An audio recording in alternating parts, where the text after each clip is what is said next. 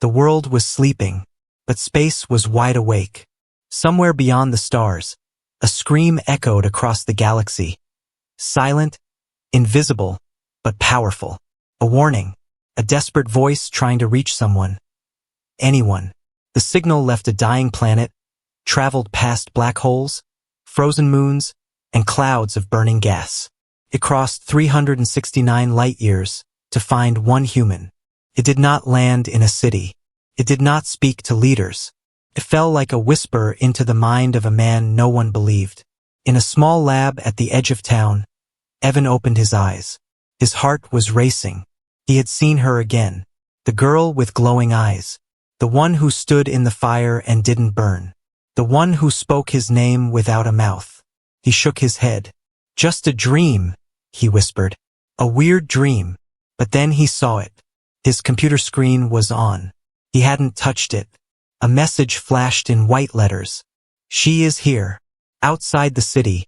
In the thick forest where no one ever goes. The air shimmered. The sky rippled like water. Then, with no sound at all, a craft appeared, hovering low between the trees. It didn't crash. It landed silently, like a feather falling in slow motion. A hatch opened, and she stepped out. Not a monster, not a robot. A girl, tall, silver-skinned, eyes like two blue stars. Her hair was white and glowing. Her feet floated slightly above the ground. She didn't blink. She didn't breathe. She only spoke 2 words. Too late. Her name was Zareya. She came from a planet humans had never heard of, a place that no longer existed. She had seen the future of Earth. And it was burning. Evan didn't know why the signals came to him. He wasn't special. He wasn't famous. Just a lonely tech guy with too many books and too few friends. But now, strange things were happening. His machines were acting weird. His clocks froze for 13 seconds. His lab temperature dropped below freezing, even though it was summer. His plants turned toward the ceiling instead of the sun. And he kept hearing a voice. Not outside. Inside. Find me. That evening, unable to ignore it anymore, Evan walked into the forest. He followed a strange signal using his hand-built scanner. The readings were impossible. Something was hiding out here, something not human. He walked deeper. Trees grew quieter. The birds stopped singing. The air felt heavy, like a storm was hiding in the shadows. Then he saw it. A smooth, silver ship, half covered in dirt and leaves, pulsing like it was alive. And beside it, a girl. Evan, she said. He froze. How do you know my name? I saw you. In the light. In the dark. You are the only one who might listen. He stepped back. What are you? Zareya took one shaky step forward. I came to warn you. To warn Earth. Time is not on your side. Warn us about what? She looked up. Her eyes filled with sadness. Your sun is changing. It's already begun.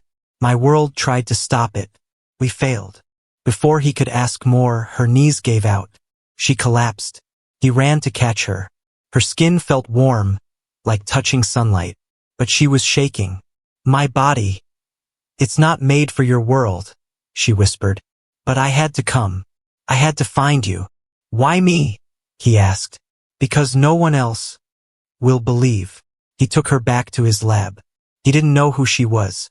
He didn't know if he was crazy. But deep inside, he believed her. When she opened her hand, a floating device appeared. It showed the Earth. Cities burning, oceans drying, stars going black. This is not your future, she said. Not yet, but soon. And as Evan stared at the image of his world dying, he felt one thing. This was only the beginning. The sun rose over the town, but it looked wrong. Its light felt sharp, unnatural. People said it was just bad weather. But somewhere on the edge of that town, in a dark lab filled with blinking screens and old machines, a girl from the stars was dying. And no one knew that the countdown had already begun. Zareya's body trembled. She lay on a long table inside Evan's lab. Her skin had lost its glow. Her silver suit was cracked in places. Strange veins lit up beneath her skin, like blue fire trapped inside her. Evan stood nearby, unsure what to do. He wasn't a doctor. He barely believed this was real. But here she was, an alien, a traveler from 369 light-years away. And she had come only for him. Zaraya opened her eyes slowly. She looked at Evan. "You need to hear it now," she said in a weak voice. "Before they stop me." Evan leaned closer. "Who's trying to stop you?" "The ones who heard my message." She reached toward her belt. A small orb floated up, spinning slowly in the air. Then it glowed and the walls of the lab melted away. Not really, but Evan felt like he was inside a dream. The orb showed a vision, a city in the future, silent, burned, ash falling like snow, skyscrapers cracked. No people, no life. In the sky the sun was black. Then came a sound. Not thunder, not wind, but a deep, slow scream. The earth itself was screaming. Zaraya whispered, "This is your world, 30 years from now." Evan stepped back. "Is this real?" She nodded. "Your sun is changing. It has a secret, a cycle. Every few thousand years, it becomes hungry. Hungry for silence, for stillness. It pulls energy from the planets. First the small ones, then the living ones." Evan looked outside the window. The sunlight did feel strange. "You said this happened to your world?" She closed her eyes. "Yes, we didn't believe it at first. Just like you. Until our oceans boiled. Until the animals vanished. Until the sky turned white. Suddenly, bang! A loud knock at the lab door. Evan's heart jumped. He ran to the window. 2 black vans were parked outside. Men in suits were getting out. They wore dark glasses and held strange scanners. "They're here," Zaraya said. "Who?" "Your people. But not really. They don't serve Earth. They serve power." Evan rushed to cover her with a blanket. "We have to hide you." Zaraya stood up slowly. "No, I must speak. If not now, then never." The lab lights flickered. His machines started flashing random symbols. The orb beside her turned red. "They've locked onto my signal," she said. "They're coming for me." Evan grabbed her hand. "I don't care who they are. You're staying with me." Zaraya looked at him with soft eyes. "You don't know what you're risking." "I don't care. You came here to save us. Now let me save you." Outside, the men in black started cutting the door open.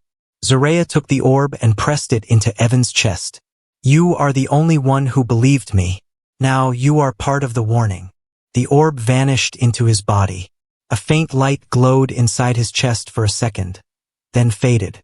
Evan gasped. "What was that?" "A key," she said. "One day you'll need it." The door burst open. Too late. Zaraya raised her hands and vanished into light. Gone. The agents rushed in, but found only Evan, standing alone, eyes wide, chest glowing faintly. Later that night, Evan sat alone in the ruins of his lab. They took everything.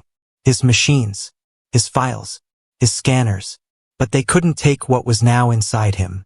He looked at the sky. The stars looked different, like they were trying to speak. And in his head, he heard her voice one last time. "The warning has begun." At exactly 3:03 a.m., every clock in the city stopped. Digital, mechanical, wristwatches, street timers, all frozen. Time stood still for 47 seconds. No one saw it happen. No one but Evan. He woke up gasping, sweat on his face, heart racing.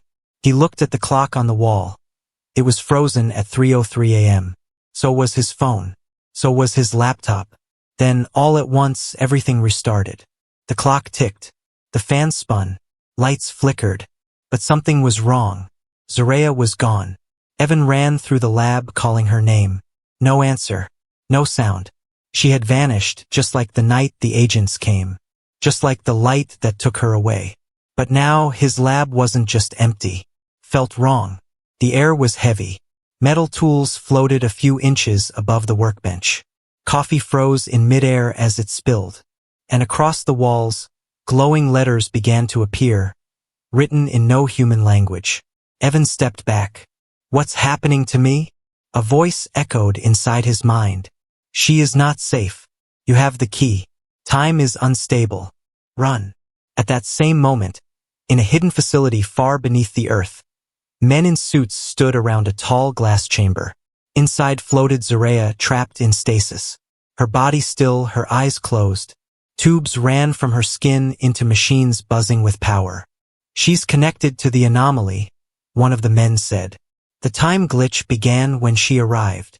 Keep her under, said another. She's not just a visitor. She's a weapon. Back in the town, Evan tried to stay calm. He knew Zaraya had warned him. He knew she had placed something inside him. Something alien. He could feel it now. A pulse in his chest. A quiet hum beneath his skin. And when he touched a broken clock, it started ticking again. Time is breaking, he whispered. And somehow, I'm the glue. He rushed to his backup servers. Files were missing. Whole folders gone. But one video had survived. Surveillance from the night before. He watched it. At 3:03 a.m., Zaraya stood up from the chair in the lab. Her eyes were glowing bright blue. She whispered something. Then, she disappeared into light. But for a single frame, the camera caught something behind her. Tall, dark shape. Watching. Not human. Not of Earth. Then static. Evan reached for his phone to call someone. Anyone. But the line was dead. Then came the knock. 3 slow, heavy knocks on the door. Not like last time. Slower. Deliberate. He looked through the peephole. No one there. Only a strange black box placed at his doorstep. He opened the door carefully. The box clicked. Then spoke. Evan Marks. You have something that belongs to us. He grabbed the box and ran. Into the woods. Into the dark. He didn't know where he was going. But he knew one thing. They were coming for him. And Zaraya was alive. Somewhere. Trapped. Waiting. Suddenly, the ground shifted beneath him. A ripple in space, like a glitch in a video. Trees bent sideways. The stars blinked out for a second, gone. Then back again. Evan dropped to his knees, dizzy. A voice came from inside him. Not Zaraya's, not human. You are the anchor. The timeline has noticed. They will try to erase you. He got up slowly, breathing hard. A piece of metal floated from the box, an old satellite chip. Burned, broken, but alive. Pulsed with alien energy. He recognized it. It was the same model from Voyager 7, a human probe lost in space decades ago. How had it returned? Who sent it? And why was it glowing? Back at the facility, a technician panicked. Sir, the subject is waking up. Inside the glass chamber, Zaraya's eyes snapped open. She whispered one word, Evan, and the lights across the entire building exploded into darkness. Somewhere across time, something had changed, and nothing would be the same again. In a room made of glass and steel, she floated like a ghost. Her eyes were open, but her mind was far away. Not in this building. Not on this planet. Not even in this time. She whispered one name, Evan, and the walls around her began to crack. Evan was on the run. His clothes were torn. His hands were dirty, but the strange pulse in his chest never stopped glowing. The forest around him twisted. Trees bent in directions that made no sense. The stars flickered above like broken lights. And yet, he followed the signal, called to him, not with sound, but memory, emotion, pictures inside his mind. Zaraya was alive. She was trapped, yes, but she was fighting back. No one else believed him. Not the police. Not the scientists. Not even his old friends. When he tried to explain what was happening, they looked at him like he was broken. You think an alien came to warn you about the sun? Are you feeling okay, Evan? Do you need help? But he didn't blame them, because if he had heard this story just 2 weeks ago, he wouldn't believe it either. Evan sat by a frozen river, staring at the reflection of the stars. He remembered what she had told him. Your sun is waking up. It remembers things that should stay buried. He didn't understand it fully, but he knew this. Something was coming. Something that would erase cities, time, memory, and no one would be ready. That night, Evan broke into an old satellite tower, one of the first stations to ever send messages into deep space. It hadn't been used in years. He climbed to the top, pulled open rusted panels, and connected the chip Zarea left behind. The screen came to life, and a voice played, not hers but his own. From the future, a recording he had never made. If you're hearing this, it's already too late. Save her. She's the last key. Earth won't survive without her. And neither will I. Evan stood frozen.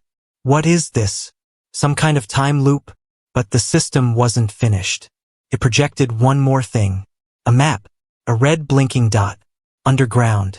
Beneath a research lab known only to a few. The kind of place that didn't officially exist. And just like that, Evan knew where she was. Inside the glass chamber, Zarea was no longer floating. She stood. The lights inside the facility went red. Alarms rang. Guards ran. Scientists screamed. She's breaking containment. But they didn't understand. Zarea wasn't escaping. She was calling out. To one person. The only human who had believed her. Outside, under the dead sky, Evan began walking. Not running.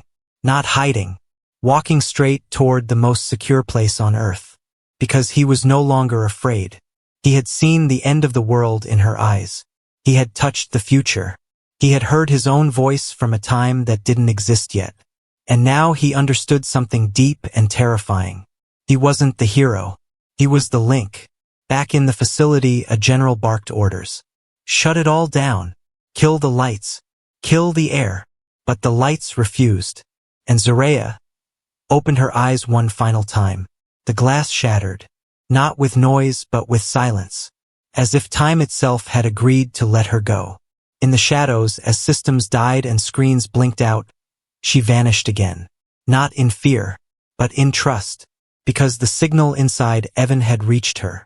And now, they were connected. Forever. The sky above Earth had changed. Clouds moved in reverse. Rain fell upward. And the moon no longer followed its path. It had drifted 2 degrees off course. People thought it was strange weather. They were wrong. It was a warning. The universe was beginning to fold.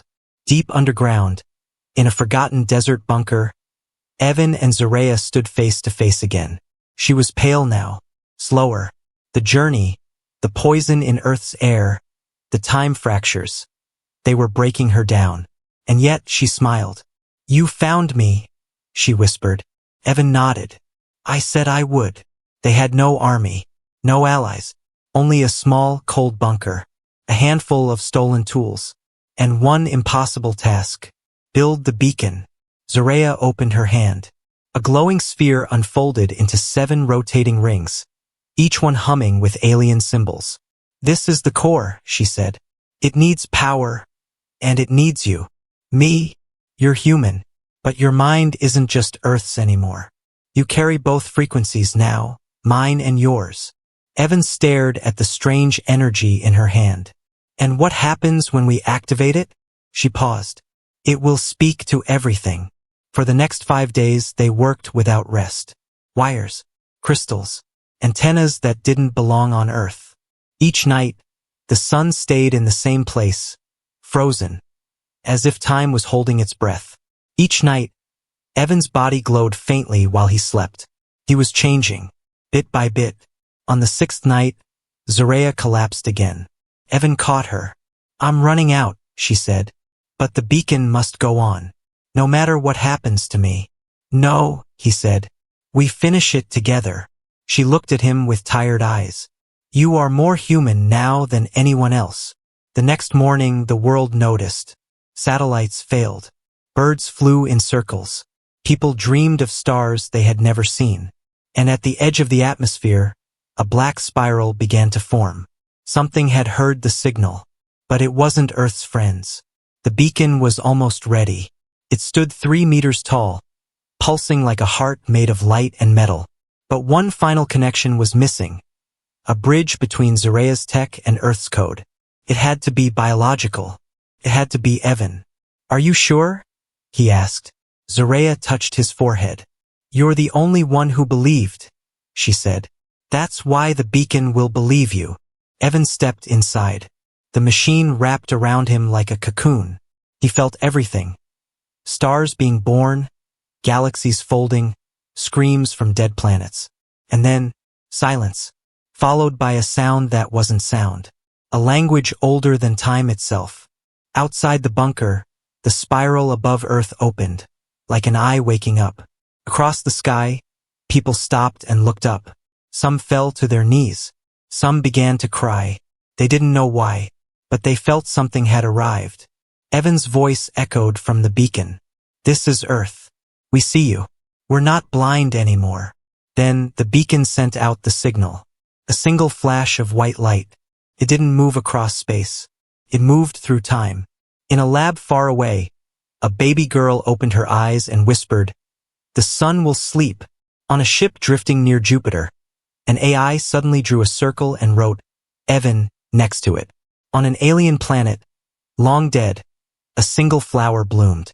The beacon was working, but inside the bunker, Zareya was fading fast. She smiled weakly, touching the side of the beacon. I came 369 light-years for this moment. Evan stepped out, glowing, barely human anymore. You'll live, he said. She shook her head. I already did. When you believed me. Outside, the clouds broke apart. The spiral in the sky shrank. The stars aligned again. Earth had spoken, and the universe had listened. It began without warning. One by one, the stars vanished. Not all at once. Not loud. Not violent. Just gone. First, people thought it was clouds. Then, telescopes stopped working.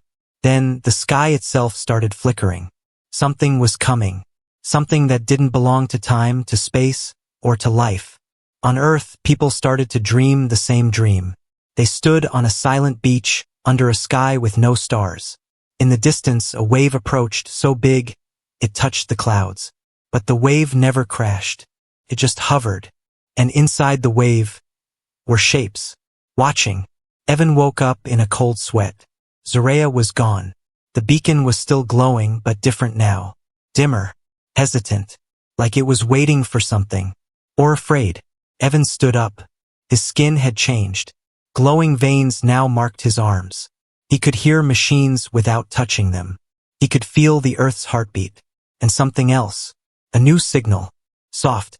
Slow. But not friendly. Zareya returned at dawn. Weak but alert. They heard us, she said. I thought that was the plan. She shook her head. Not all ears are kind. She showed him what the beacon had picked up. Echoes. Creatures of thought and radiation. Born from the silence of a dead galaxy. They don't move in ships. They don't speak. They just appear. And feed. They come from places where time stopped working, she said. They used to be alive. Now they're something else. Evan tried to process it. Are they here to destroy us? Zareya looked up at the starless sky. They won't destroy you. They'll overwrite you. That evening, the oceans stopped moving. Tides froze. Ships hung motionless in the water. Fish floated, alive but still.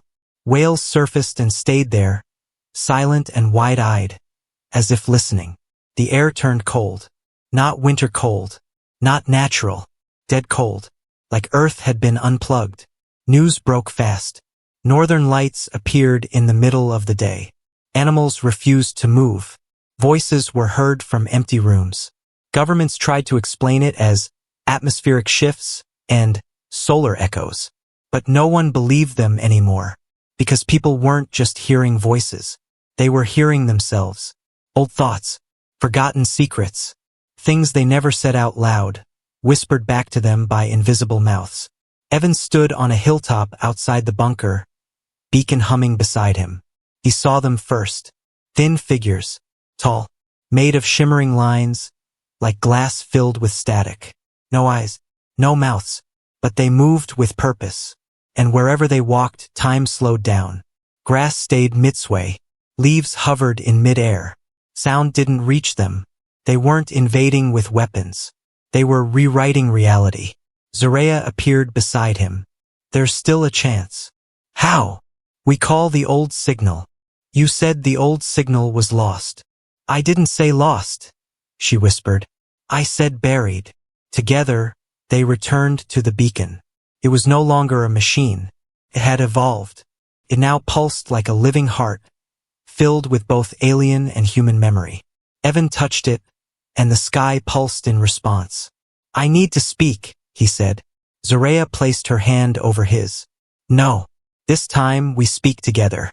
All over the earth, people looked up.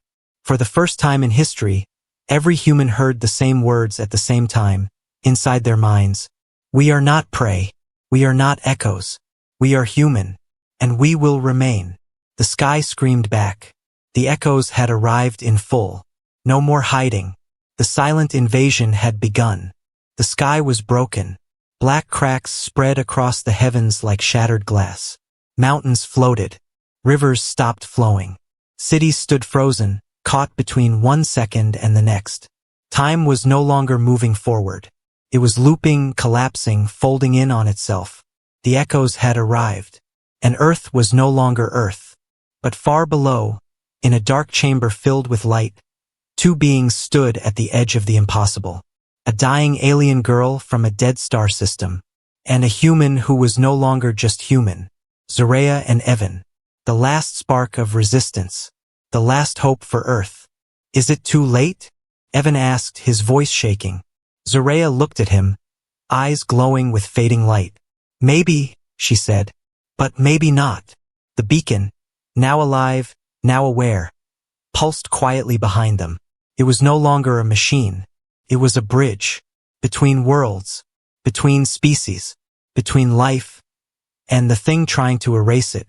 Zaraya coughed, falling to her knees. Her form flickered. She was fading. Evan caught her. "Stay with me." She smiled. "This was always the plan. One of us had to go." "No," he said. "Not you. Not now." "You're ready," she whispered. "You carry me now." And with her final strength, she placed her hand on his heart. Light spread through his body, blue, gold, white. He screamed, not in pain but in transformation. Above, the echoes began to fall from the sky like dark angels. They didn't roar. They didn't speak. They simply were.